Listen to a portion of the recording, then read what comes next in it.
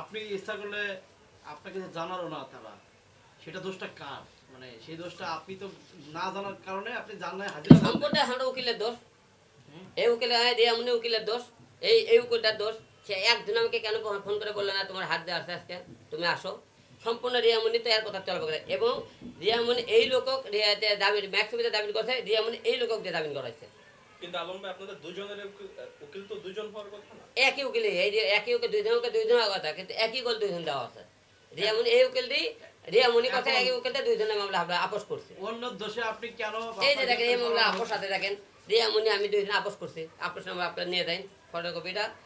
এই উকিলটা আমাকে যদি আপোষ করতে হয়, যেদিন আমার তারিখ পড়বি সেই দিনে এই আপোষ নাম্বারটা জমা দিলে আমাকে মামলাটা উঠে দেবে। এই যে আমরা আপোষ নামা করছি দুইজনে, উভয় পক্ষে। তাহলে এই জায়গা আজকে হঠাৎ করে রিয়ামনি দেখতেছে টাইম লাইনে নাই, হৃদয় আলম পাগলা হইতেছে না, তাহলে অবশ্যই আলমাকে একটা মামলা দিয়ে আবার ভিতর রাখা হোক, কয়দিন আর নাচাগানা একটু বন্ধ হোক। আমার নাচাগানা একটু বন্ধ করার জন্য এটা মূল টার্গেট। ওরা নাচাগানা টাইম লাইনে আসতে পারতেছে না। এই যে আপনারা যে ইটা দিছে, ইটা রিয়া মানে কি আবার ফিরে আসতে চায় নাকি আপনার কাছে? রিয়ামনি কেন ফিরে আসতে থাকবে? না, তাহলে ওর ফিরে আসার তো কোনো অপশন আপনি নেই। তো ডিসমিস করে দিয়েছেন। হ্যাঁ। এখন নতুন করে আবার খোঁচা দিল কেন? নতুন করে খোঁজা দিয়ে তারা টাইম লাইনে নাই। রিয়ামনিটা টাইম লাইনে আসতে হলে হিরো আলমের নাম আর হিরো আলম ছবিটাকে ব্যবহার করা লাগে। মানে ভাইরাল হওয়ার জন্য? ভাইরাল হওয়ার জন্য ম্যাক্স ছবি যাদের মুখে টাইম লাইন কি রয়েছে, রিয়ামনিকে টাইম লাইনে আসতে চায়। তারপরে রিয়ামনি ম্যাক্স ছবি যতদিন ম্যাক্স ছবি আপনাদের মিডিয়ার সামনে কথা বলছে, ততদিন তো হিরো আলমের নাম নিয়ে বলছে। হিরো আলমের নাম বাদ দিয়ে ওরা একদিন কথা বলতে বলে তো মিডিয়াতে, আর কয়টা ভিউ হয় আপনারা সাংবাদিক কয়টা ভিউ আনতে পারেন দেখুন তো। কয়টা নিউজে আপনারা সাংবাদিক যান আর কয়টা ভিউ আনতে পারেন? ওর নিজে নিজে একাই বক্তব্য দেবেন, তো আমার নাম দেন কেউ ব্যবহার করবেন না। ওরে বক্তব্য বলবেন, সাংবাদিক দাঁড়াই বক্তব্য নেবেন, আমার নাম ছবিটা ব্যবহার করবেন না। ওরে একলাই বক্তব্য বলে ছাড়বেন, যদি কত ভিউ আনতে পারে উনি। দেখবেন তো ভাই যে বিভিন্ন মেয়ে নিয়ে যে শুটিং করে এটা দেখে কি জ্বলতেছে রিয়ামনি, কি মনে হচ্ছে? আমার বিভিন্ন কাজ থেকে তারা জ্বলতেছে এখন, যাতে আমার জ্বলার কারণে তারা মনে করে আমাকে গ্রেপ্তার করে গ্রেপ্তার মনে করেন করে কিছুদিন জেলখানা রাখতে চায়, যাতে ওরা মনে করে আলমের এই কাজ কাম বন্ধ হয়ে যায়। আমার এই আমি এখন যেহেতু কাজে আমি মন দিয়েছে, আমার এই কাজ থেকে তারা মানে পিছিয়ে দেওয়ার জন্য একটা এক ধরনের তারা পায়ে তারা শুরু করেছে।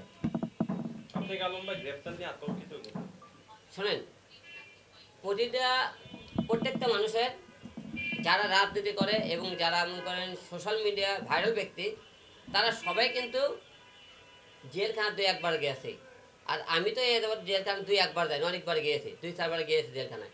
আর মামলা হামলা গ্রেপ্তার এসব থাকবে, এসব লেখে। কারণ আমি মানুষ মার্ডার করে ওপেনতে মনে করে মার্ডার করে পাথর দিয়ে মারে জব করে মনে করে হত্যা করে ওকে জেলখানার থেকে বেরোয় আসতেছে।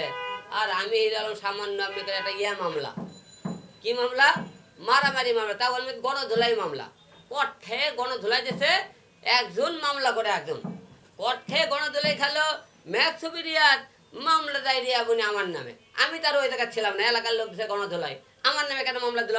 তা রিয়ামনি কেন দল এত? রিয়ামনি কেন 24 ঘন্টা ম্যাক্সব সাপোর্ট দিচ্ছে? তার মানে বোঝেন তাদের কি একটা সম্পর্ক। আমাকে মারলো, আমাকে সে না বাঁচায়, সে তাকে ওকে জামিন করে বাড়িতে নিয়ে আসে। কট খাওয়ার পরে আপনার সাথে সংসার করছে, হুম। এবং আপনি যখন মার খালেন, আপনার আত্মনগরে মার খালেন, তখনও রিয়ামনি আপনার ওয়াইফ, তখনও ওয়াইফ।